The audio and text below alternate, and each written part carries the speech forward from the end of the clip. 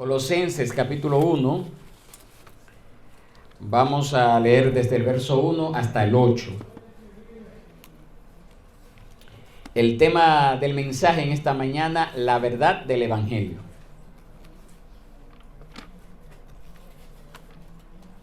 La verdad del Evangelio. Colosenses 1, 1 al 8.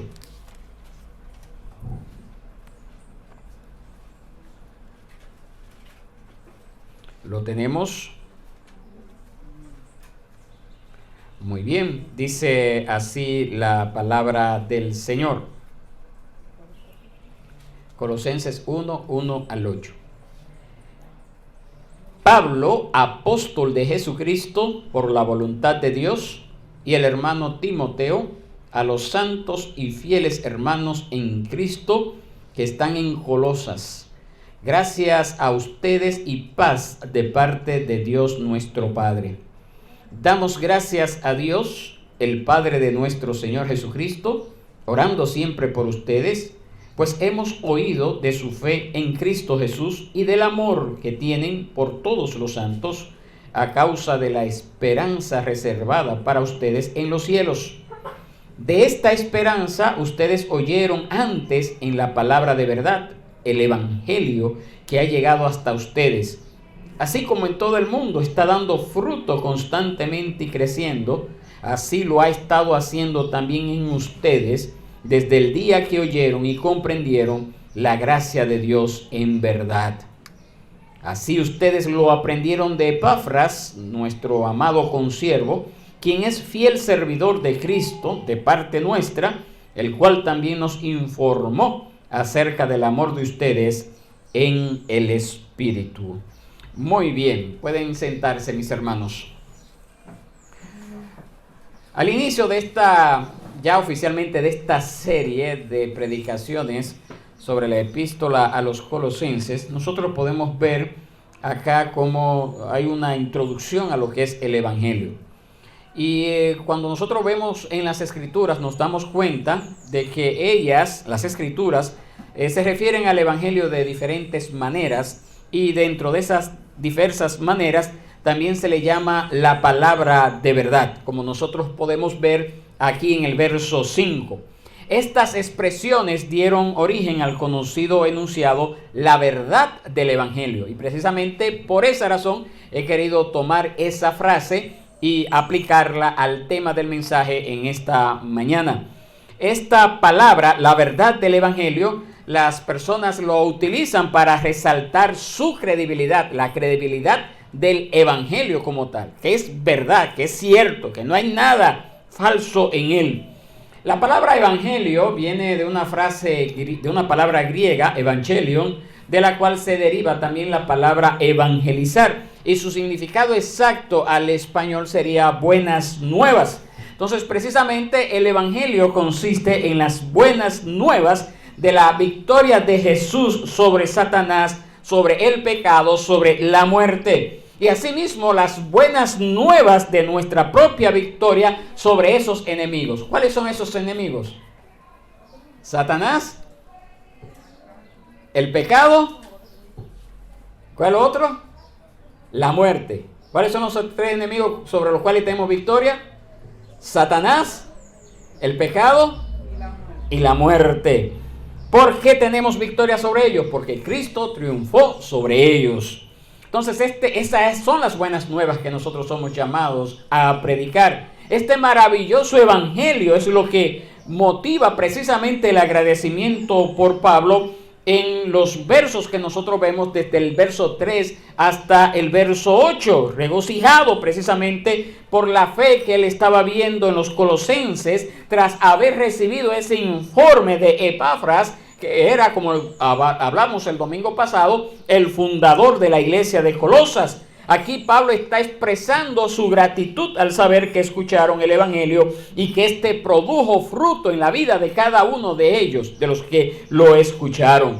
Entonces, después de los saludos que nosotros vemos en los versos 1 y 2, Pablo en los versos 3 al 8 allí nosotros vemos 6 aspectos acerca del Evangelio, 6 aspectos acerca del Evangelio, que es lo que vamos a tratar en esta mañana. Pero antes de entrar en esos 6 aspectos, tenemos que considerar en primer lugar lo que es la salutación, ¿verdad? Porque no podemos brincar esos 2 versos que están allí, que también es palabra de Dios. Entonces Pablo comienza aquí con esta carta con su nombre. Eso es lo primero que usted ve ahí en el verso 1. Es así, está ahí en su Biblia. Pablo comienza con su nombre. Y esto eran las normas epistolares de aquella época. Entonces siempre se comenzaba con el nombre. Si usted iba a escribir una carta en aquel entonces, usted primero ponía su nombre. Ya no se usa esa dinámica, esa costumbre, pero en aquel entonces sí, usted tenía que comenzar Ramón. Y generalmente, ¿quién era ese Ramón que estaba escribiendo esa carta? Esa era la norma de aquel entonces. Y Pablo precisamente fue esa persona que nosotros conocemos, que fue la persona de mayor importancia, de mayor influencia en la historia de la iglesia del siglo I después de Jesucristo. Y para despejar cualquier duda concerniente a su autoridad, el apóstol escribe precisamente esto. Él se describe a sí mismo como apóstol de Jesucristo. Es decir, Pablo está diciendo, yo no soy solamente un mensajero, sino que yo soy un representante oficial de aquel que me está enviando. Lo que él escribe en su carta no es su opinión, sino que es precisamente la palabra inmutable de Dios. Amén. Por eso él entra así de una vez. Y por esa razón también él añade, yo soy apóstol, pero es por la voluntad de Dios. Dios era quien había escogido al apóstol Pablo desde hacía mucho tiempo por una decisión soberana de Dios. Y eso se llevó a cabo a través de esa impresionante conversión que nosotros leemos en el libro de Hechos, en el capítulo 9 específicamente. Y esa elección divina, como Dios eligió a este hombre, culminó cuando Dios lo apartó para el servicio misionero por el Espíritu Santo, que nosotros lo vemos también en Hechos capítulo 13, específicamente en el verso 2. Él está exponiendo claramente cuáles son las credenciales que él tenía como un hombre llamado por Dios. Y como era su costumbre, también Pablo menciona un colaborador que lo acompañaba en el momento de escribir. ¿Quién fue ese colaborador?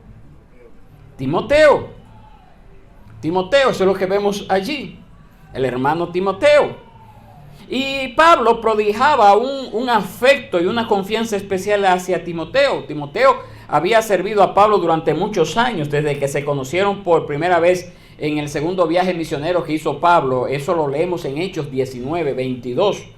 Y aunque Pablo estaba encarcelado, porque acuérdense que le dijimos el domingo pasado que esta es una de las epístolas de la prisión, junto con ¿cuáles otras epístolas? ¿Cuáles son las otras epístolas que ya hemos predicado de ella, por lo menos 2 de ellas? Filipenses, Efesios, Filemón, amén, y Colosenses. Esas son las epístolas de la prisión. Y a pesar de que porque Pablo la escribió estando preso por causa del evangelio, y a pesar de que Pablo predicó, estaba preso, el Timoteo, este joven, estuvo fiel allí al lado de este Señor, de este siervo de Dios. También nosotros podemos ver en el verso 2 que Pablo se refiere a ellos, a quien va dirigida la carta, como los santos y fieles hermanos en Cristo que están en Colosas. Ese término santos alude a esa separación, a ser separado del pecado, a ser consagrado de Dios, como todo creyente es llamado a ser santo. Todo creyente es llamado a estar apartado, a estar consagrado a Dios. Pero también el origen de esa consagración, de esa separación que también Dios nos llama. Muy bien, entonces, mis hermanos, esa santidad, esa separación está basado en esa palabra de que somos fieles. Que somos fieles. Los únicos verdaderos santos son los creyentes, ¿verdad? Somos llamados a ser fieles a Dios, a su palabra. Y nos dice la palabra que ese llamado lo recibimos de parte de Dios. Es Dios quien produce en nosotros esa obra. Pero muy bien, sigue el apóstol Pablo hablando, escribiendo y dice: gracia a ustedes y paz Ese es el saludo que Pablo utiliza para comenzar cada una de sus 13 cartas, si usted no lo sabía. Cada una de sus cartas él comienza con ese saludo: gracia a ustedes y paz. En vista de que Dios es la fuente de esas bendiciones, Pablo entonces que nos declara, nos dice que esa gracia y paz provienen de nuestro gran Dios y Padre. Gracia y paz. ¿De quién viene? Muy bien. Entonces ahora sí vamos a entrar en materia. Vamos a comenzar a ver acerca de lo que es la verdad del Evangelio. En primer lugar, la verdad del Evangelio se recibe por la fe. La verdad del Evangelio se recibe por la fe. Eso lo vemos en los versos 3 y 4, la primera parte del verso 4. La primera parte dice así, léalo conmigo por favor. Damos gracias a Dios, el Padre de nuestro Señor Jesucristo, orando siempre por ustedes, pues hemos oído de su fe en Cristo Jesús. Aunque Pablo, hasta ahí lo dejamos, ¿verdad? Seguimos leyendo ahora. Aunque Pablo admiraba su fe verdadera y perseverante que los había separado del pecado y los había unido a Dios, no comienza su carta elogiando a los colosenses. No comienza su carta elogiando a los colosenses. Él da gracias a Dios, el Padre de nuestro Señor Jesucristo. Pablo reconoce que quien merece nuestra gratitud es Dios, pues la salvación es solo un don de Dios, solamente viene de Dios, es una obra de Dios, como nos dice Efesios capítulo 2, verso 8 al 9. Es un regalo de Dios y Pablo precisamente estaba agradecido con Dios por la fe en Jesucristo de parte de los colosenses. Y por eso él no dejaba de dar gracias a Dios cada vez que oraba por ¿quiénes? Por los colosenses. Doy gracias a Dios cada vez que me acuerdo de ustedes. Los colosenses eran hermanos santos en Cristo que habían creído en el Señor del Evangelio.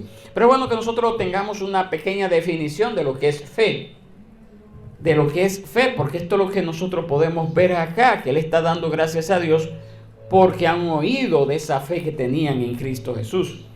¿Qué es fe? Fe significa, en palabras llanas, es estar persuadido de que algo es verdad y creerlo. Eso es fe. Es mucho más que una simple aceptación intelectual. Implica obediencia. Cuando lo leemos en la palabra de Dios, no es que usted diga, sí, yo creo eso, sino que eso que usted dice creer lo lleve a obedecer. Amén. Así que una cosa es la fe que puede tener el mundo y otra cosa es la fe que nosotros leemos en las Escrituras. Las Escrituras nos dicen que esos conceptos de fe y obediencia son usados de manera equiparable a lo largo de ella, a lo largo de las Escrituras. Amén. Es decir, usted no puede decir yo tengo fe y no está dispuesto a obedecer. Si usted dice así, usted se está engañando. Porque la fe siempre conlleva un acto de obediencia. Esa fe bíblica nos lleva a obedecer. Tomando en cuenta que esa fe bíblica no es un salto al vacío. Esa fe bíblica está basada en hechos y fundamentada en la evidencia. Es como nos dice Hebreos capítulo 11, verso 1. Es pues la fe, la certeza de lo que se espera, la convicción de lo que no se ve. La fe nos da seguridad, nos da certeza a las realidades que aún no hemos visto. Tenemos esa plena confianza de que si Dios lo ha dicho, Él lo va a cumplir. Las Escrituras definen con precisión lo que es la fe salvadora. Lo definen con precisión y así también nosotros debemos de entenderla. Porque debemos de entender también de que existe una fe muerta que no salva y que proporciona una falsa seguridad, como lo que nosotros podemos ver en Santiago capítulo 2, verso 14 hasta el 26. La verdadera fe salvadora lleva al arrepentimiento, lleva a la obediencia, va acompañada, es parte de ello. Arrepentimiento y obediencia. El arrepentimiento es el componente inicial de la fe salvadora. Esa palabra que se traduce como arrepentimiento en las Escrituras significa un cambio de dirección, en especial volverse del pecado, apartarse del pecado. De manera más precisa, el arrepentimiento requiere el repudio, el odio a la vieja vida. Eso es el arrepentimiento. Una persona no me puede decir a mí que se ha arrepentido cuando todavía sigue amando sus pecados antiguos. Es imposible. Se está tratando de engañar a cualquiera, menos a Dios. Y menos a un cristiano verdadero, porque se va a dar cuenta de que no hay vida en él realmente. El arrepentimiento de la fe salvadora incluye 3 componentes, mis hermanos. Primero, volverse a Dios. Segundo lugar, apartarse del pecado. Y en tercer lugar, querer servir a Dios. Eso es el arrepentimiento, esa fe que produce arrepentimiento en el corazón de aquel que viene a Dios. Son 3 cosas: volverse a Dios, apartarse del pecado y querer servir a Dios. Ningún cambio de mente puede considerarse verdadero arrepentimiento sin esos 3 componentes. Y eso está claro también, que las Escrituras nos dice que quien concede la fe es Dios. De hecho, Dios concede la totalidad de la fe salvadora. Eso es lo que nos dice, lo que le mencioné hace un ratito en Efesios, capítulo 2, verso 8 al 9. Porque por gracia habéis sido salvados, y esto no de vosotros, pues es don de Dios, no por obras para que nadie se gloríe. Amén. Esa es la fe, esa es la obra que Dios hace. Esa fe salvadora no solamente incluye arrepentimiento, sino obediencia. Va más allá de solamente creerlo en la mente. O una convicción emocional, que eso también ocurre muchas veces en estos cultos, donde hay una gran atmósfera de emociones encontradas y una persona puede hacer una decisión, pero desde que esas emociones bajaron a 0, entonces ya todo se quedó así. Va más allá de las emociones. Abarca esa decisión de la voluntad de obedecer a Dios, de obedecer a sus leyes. Amén. Ahora, ¿cuál es el objetivo de la fe? A diferencia de la fe vacía que prevalece en nuestra cultura, la fe salvadora tiene como objetivo a Jesucristo. Como objetivo a Jesucristo. No, yo creo en Dios, ok, pero demuéstramelo. La fe salvadora tiene ese objetivo. Nuestra fe, al tener como objetivo a Cristo, es tan segura como una casa construida, como nos dice la parábola, sobre la roca. Vienen los vientos, vienen las tempestades, las pruebas, la lucha, y se mantiene allí firme. ¿Por qué? Porque su confianza, su fe está puesta en Cristo. Amén. Ahora, aquel que no ha puesto su confianza, su fe en Cristo, pues entonces ha construido su casa sobre la arena. Vienen las pruebas, vienen las luchas, ¿y qué ocurre? La derrumba. Entonces, esta es la fe que nosotros también debemos de manifestar, y que nosotros también vemos que Pablo había visto en esta iglesia en Colosas. Pero otra cosa que nosotros también vemos en la iglesia en Colosas es que la verdad del Evangelio, esto es lo segundo, produce amor.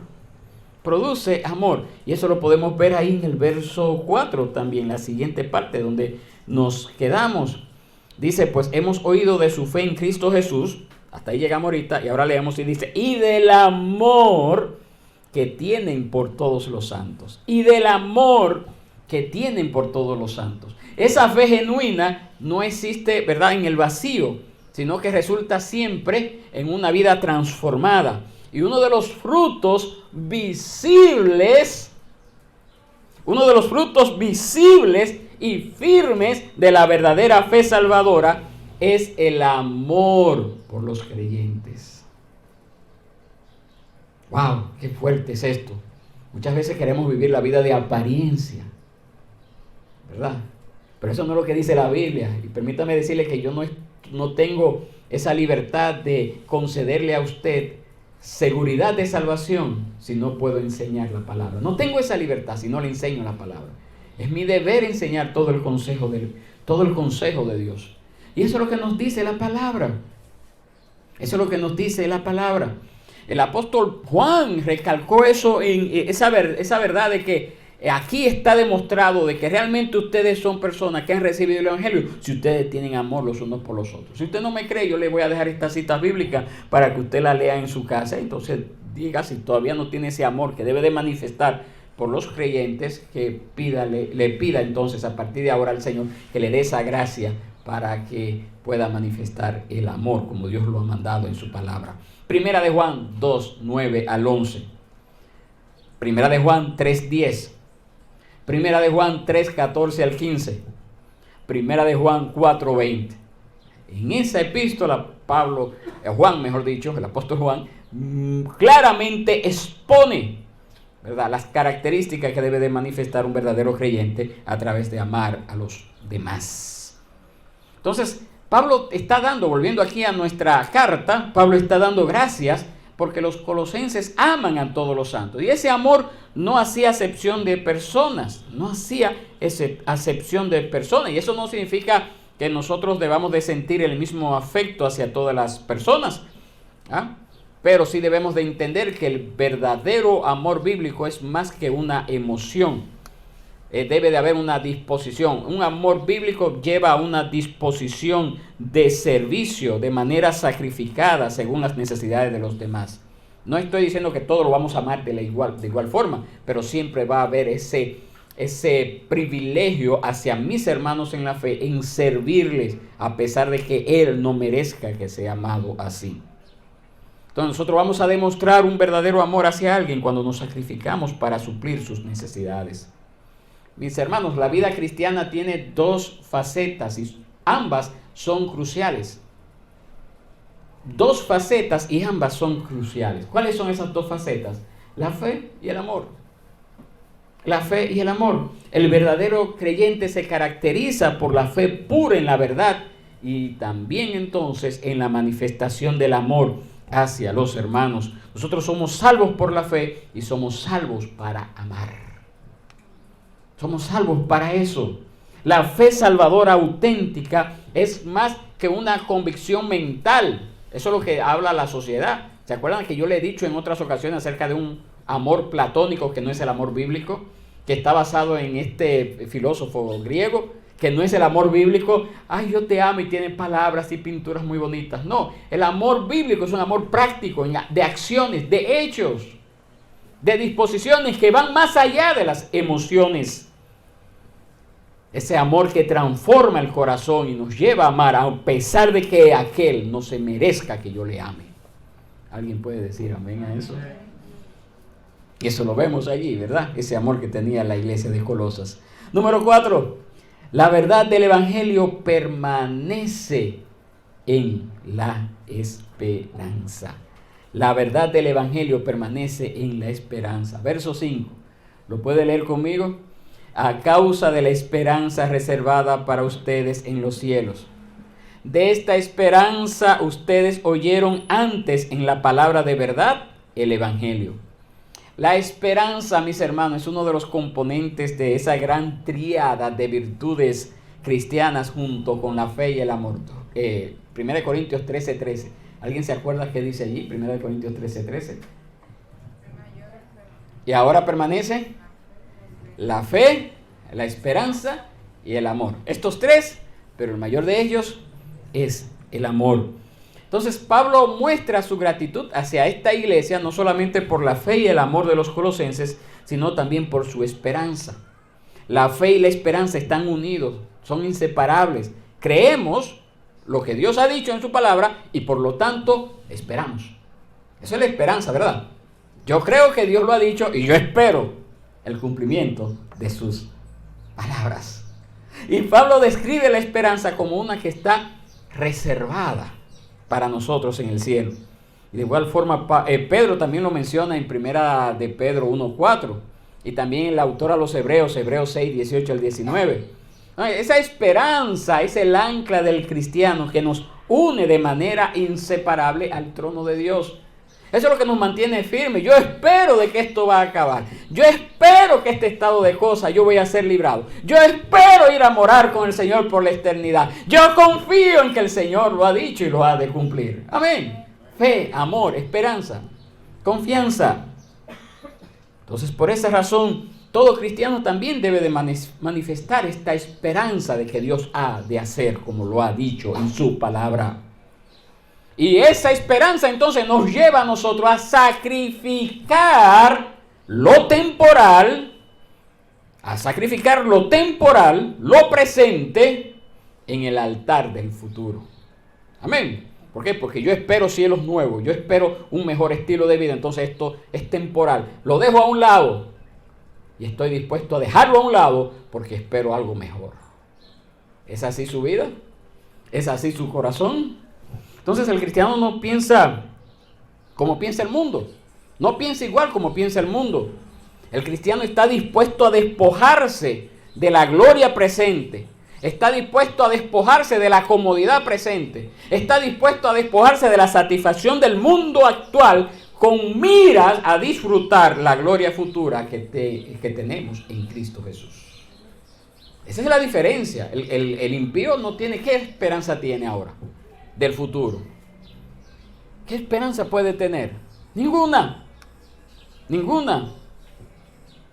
Nuestra esperanza está puesta en esa fe de que el futuro traerá cosas mejores que las presentes que estamos viviendo. Y eso es precisamente lo que el apóstol Pablo dice en Romanos 8:18. Porque tengo por cierto que los sufrimientos de este tiempo presente no son dignos de ser considerados con la gloria que nos ha de ser revelada. Amén. Por eso Pablo estaba dispuesto a estar preso. Pablo estaba preso porque predicaba el evangelio. No era por otra cosa, se lo he dicho muchas veces. Pablo no era un criminal, no había cometido ningún crimen. Solamente por predicar el evangelio estuvo preso. Y eso no lo amilanaba, y eso no lo entristecía, sino que él estaba dispuesto, ¿verdad?, a padecer persecuciones, a padecer sufrimiento y a la muerte, porque Pablo murió de una muerte violenta por causa de esa gloria que le estaba esperada, guardada en el cielo. Entonces nosotros vivimos, somos llamados de igual forma a vivir con los ojos puestos en la eternidad, sabiendo precisamente que nuestra ciudadanía está en el reino de los cielos. Nuestra ciudadanía está allá. Entonces nosotros servimos al Señor sacrificando cosas en el presente para reservar un tesoro en el cielo. Como Pablo, nosotros dejamos de lado nuestros privilegios para obedecer la voluntad de Dios, para disciplinarnos a nosotros mismos a fin de ganar esa corona incorruptible que el Señor ha preparado para cada uno de aquellos que aman su venida. ¿Alguien puede decir un amén conmigo? Número 5. La verdad del evangelio alcanza al mundo y lleva fruto. Eso lo podemos ver el verso 6, la primera parte. Que ha llegado hasta ustedes, así como en todo el mundo está dando fruto constantemente y creciendo, así lo ha estado haciendo también en ustedes desde el día que oyeron. Hermano, el evangelio es algo, vamos a dejarlo ahí hasta donde quedamos en el verso 6. El evangelio es universal. El evangelio es universal. El cristianismo ya no es una pequeña secta más en el Imperio Romano como lo fue en el siglo I. No era un culto más como lo que había en la ciudad de Colosas.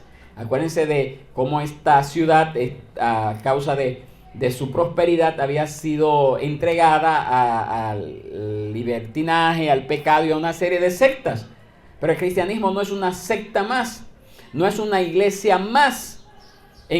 Por ejemplo, en los frailes, no es una iglesia más. Es un mensaje de esperanza para todos los pueblos. La verdadera iglesia, el cuerpo de Cristo, debemos de entenderlo así, está compuesto por personas de todo el mundo. El evangelio no es un sistema ético, estático, sino una realidad viva, en continuo movimiento y crecimiento. Lleva fruto y se expande. Como nos dice Hebreos 4:12, la palabra de Dios es viva y eficaz. Entonces, si nosotros no vemos este avance, este empuje en el evangelio, entonces algo está pasando con nosotros. ¿Por qué? Porque el evangelio posee un poder divino que lo impulsa a crecer de la misma manera que una semilla de mostaza en un árbol crece. Esa semilla de mostaza crece hasta convertirse en un árbol. Entonces, Pedro dice también que el evangelio produce crecimiento espiritual. Entonces, esa obra tiene que producir en nosotros una expansión. Eso que Dios está haciendo en nosotros debe producir en nosotros una expansión. Debe de producir esa transformación interna en mi corazón, pero también debe de manifestarse en esa expansión externa de la iglesia. Esas realidades interactúan. Entonces, si no estamos creciendo es porque algo nos está limitando en nosotros y tenemos que pedir al Señor que nos diga qué es lo que está pasando. Porque el evangelio no crece por una, vamos a decir, por por tener un ambiente favorable para que la gente llegue o por tener asientos cómodos, porque realmente el Evangelio nunca ha crecido basado en esto. El Evangelio crece cuando la palabra de Dios es predicada, cuando la palabra de Dios es servida. Entonces nosotros como iglesias también debemos de ver qué está ocurriendo para que esa palabra que está siendo servida no esté transformando nuestro entorno, no esté cambiando nuestro entorno. Tenemos que ver qué está ocurriendo y pedir al Señor sabiduría por ello y orar al Señor. ¿Cuánto estarían dispuestos a orar por eso? Solamente Marta y Wendy, pero está bien. Yo, 2 o 3 que oremos, está bien. ¿O alguien más se une? Muy bien, gloria al nombre del Señor. Tiene que producir esa transformación. Eso es lo que nos enseña la palabra de Dios. Esa transformación que se manifiesta en hechos tangibles hacia afuera, hacia los que nos rodean. No podemos quedarnos con esa lámpara escondida debajo del almud. Eso es lo que dice la palabra, ¿verdad? Hay que sacarla a lo alto para que alumbre. Así es el Evangelio, mis hermanos. Número 6. La verdad del Evangelio está arraigada en la gracia. Eso lo podemos ver ahí en el verso 6, donde dice que comprendieron. Verso 6, comprendieron la gracia de Dios en verdad. Ahí la parte final. Comprendieron la gracia de Dios en verdad.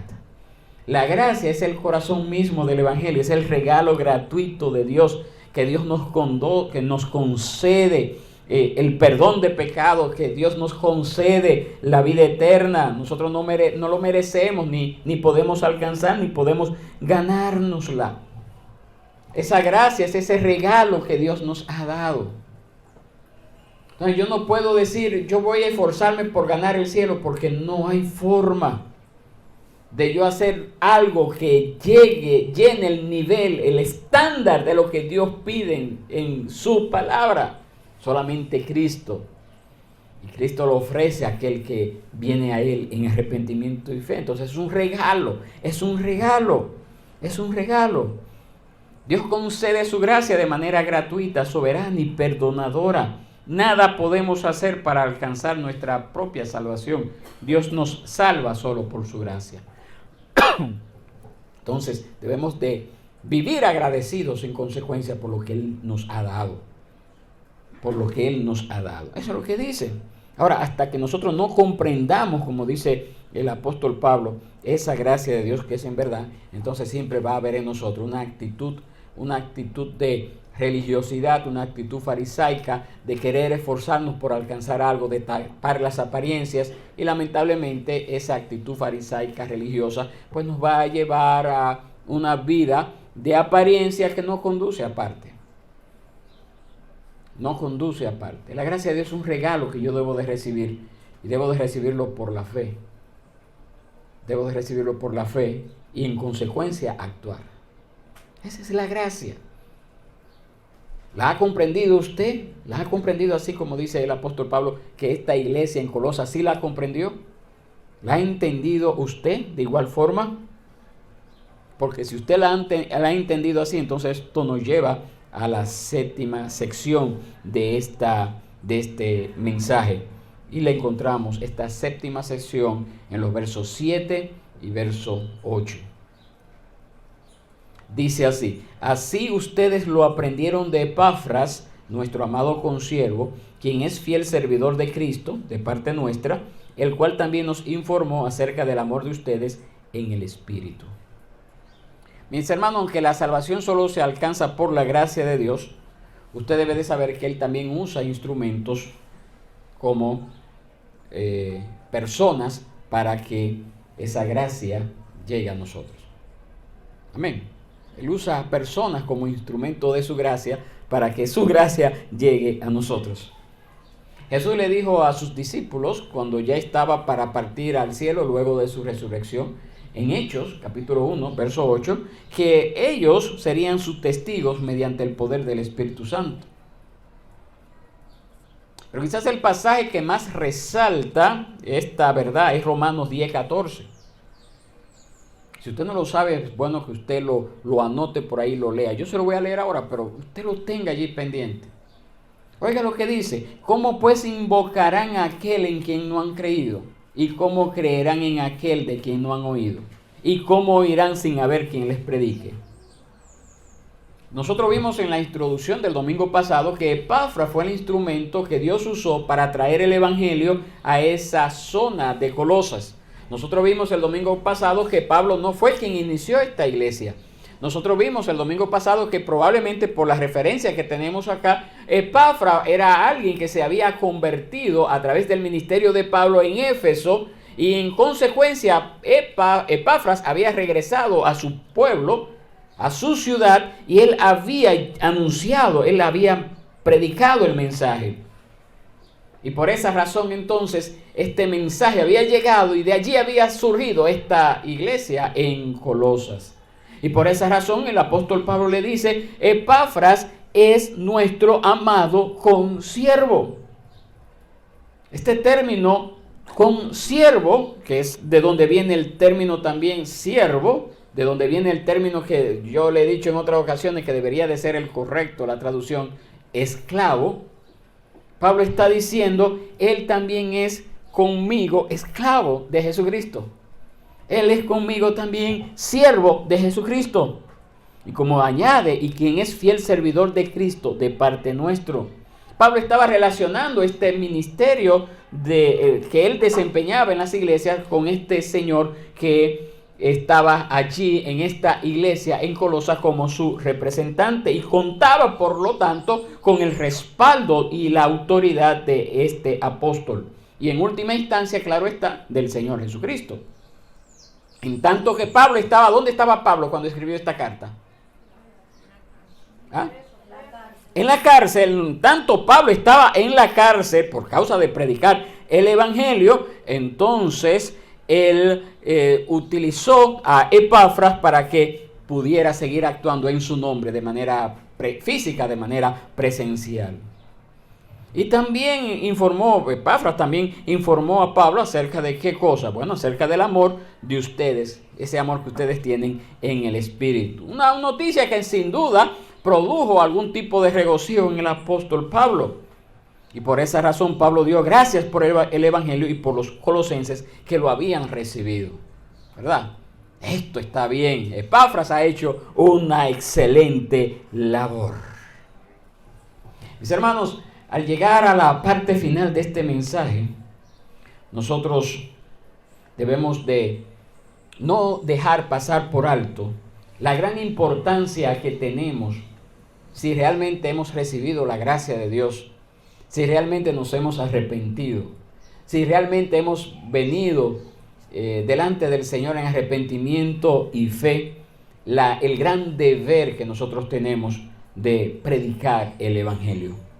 El Evangelio consiste sencillamente en las buenas nuevas de esa muerte de nuestro Señor Jesucristo para el perdón de todos nuestros pecados, de la resurrección de Cristo de entre los muertos, para que los que creen en Cristo también tengan vida eterna. Y esa gloriosa y sublime verdad exige por parte de los cristianos, si usted es cristiano, exige por parte de usted también una respuesta acorde con cada descripción del Evangelio. Con cada descripción del Evangelio. Ahora, ¿qué usted debe de hacer con esto que usted ha recibido si usted es cristiano? En primer lugar, usted debe de proclamar, claro está, las buenas nuevas, siguiendo el ejemplo de Jesús, siguiendo el ejemplo de los apóstoles, como el apóstol Pablo, siguiendo el ejemplo de los profetas, siguiendo el ejemplo de los evangelistas, los maestros, los creyentes de todas las épocas. Eso es lo primero que usted debe de hacer. Si no lo está haciendo, si lo ha dejado de hacer, comience a hacerlo. Si lo está haciendo, reafírmese con este mensaje en esta mañana. En segundo lugar, usted debe defender la veracidad del Evangelio. Eso fue lo que nosotros pudimos estudiar en 1 de Pedro capítulo 3, verso 15, que siempre debemos de estar preparados para presentar defensa ante todo aquel que demande razón de la esperanza que hay en nosotros. Debemos de siempre estar dispuestos a presentar una pública defensa de lo que Dios nos ha dado. Entonces lo puede guardar. Es una gran afrenta delante de Dios que usted se hace llamar cristiano y en su entorno no sepan que usted lo es. Como nos ha pasado como iglesia, me ha pasado a mí con algunas personas que ya no están con nosotros. ¿Cómo es posible que usted diga que es cristiano y los de en su entorno no sepan que usted lo es? Usted tiene que estar dispuesto a presentar una pública defensa de lo que usted es. O si no, deje esto. Deje esto. En tercer lugar, nosotros debemos de trabajar con diligencia en la difusión del Evangelio. Pablo exhortó a los filipenses a permanecer firmes, como dice Filipenses 1:27, luchando unánimes por la fe del Evangelio. El Evangelio exige de nuestra parte disciplina, exige de nuestra parte un arduo esfuerzo. Usted debe de estar dispuesto a ello. En cuarto lugar, debemos buscar la comunión con otros que comparten nuestra fe en el Evangelio. El fervor por la comunión fraternal fue lo que caracterizó a la iglesia primitiva. Fue ese pasaje bíblico que nosotros pudimos ver cuando iniciamos este tiempo de oración hace un ratito, en Hechos. Debe de haber en nosotros ese deseo de buscar la comunión con otros hermanos. Debe de haberlo en nosotros, ese deseo de acercarnos a buscar su rostro. Sentir este calor humano. Porque Dios nos llama a vivir el Evangelio en la fe, en la comunión de otros que ya lo están viviendo también de igual forma. Número 5, debemos estar dispuestos a sufrir por causa del Evangelio. Hay personas que no les gusta identificarse en el mundo porque sabe que va a poder recibir algún ataque por ser cristiano. Pero la palabra de Dios nos dice, por lo tanto, no te avergüences del testimonio de nuestro Señor. Y Pablo hablándole a Timoteo en su segunda carta, ni de mí prisionero suyo, sino participa conmigo en las aflicciones por el Evangelio, según el poder de Dios. No te avergüences. Es la exhortación que el Señor nos da. Si usted tiene esa esperanza en el futuro, si usted tiene esa confianza en el futuro, usted no debe de temer sufrir en esta edad presente. En sexto lugar, usted debe de tomar todas las medidas necesarias para que nuestra vida no sea un tropiezo para el Evangelio. Porque muchas veces el testimonio que damos en la calle se convierte en obstáculos, en razones para que la gente hable mal del Evangelio. Y no es que el Evangelio va a ser contaminado por lo que hablen los demás, pero es un obstáculo, es una piedra en el camino. Usted tiene que vivir tal como el Señor lo manda, en santidad, no solamente durante el culto, sino en todas las áreas de su vida. Pablo le dijo a los corintios que él prefería ceder su derecho a recibir el justo pago por su ministerio para no poner ningún obstáculo al Evangelio de Cristo. Primera de Corintios 9:12. Ahí lo dijo el apóstol Pablo. Entonces usted no puede ser obstáculo para el Evangelio. Usted no puede permitir que su testimonio sea un obstáculo para que alguien venga a los pies de Cristo. Número 7. Nunca debemos avergonzarnos, vuelvo y repito, del Evangelio. Pablo dijo en Romanos 1:16, porque no me avergüenzo del Evangelio, porque es poder de Dios para salvación a todo aquel que cree. Al judío primeramente y también al griego. Y por último, debemos de entender que el Evangelio nos brinda todo el poder que necesitamos de parte de Dios. Todo el poder que necesitamos de parte de Dios. El poder del Evangelio no proviene de nuestra inteligencia, de nuestra capacidad de persuasión, ni de siquiera palabras bonitas, sino que viene del poder del Espíritu Santo. Entonces Dios nos ha concedido ese maravilloso privilegio, pero también esa seria responsabilidad de ser sus representantes en la proclamación del Evangelio de su gracia aquí en la tierra. Y es mi anhelo entonces que nosotros podamos ser fieles en anunciar a otros este Evangelio de inestimable valor. Nosotros tenemos la verdad. Que el Señor nos ayude entonces a ser fieles en anunciar a otros este Evangelio de inestimable valor. Estemos de pie y oremos al Señor.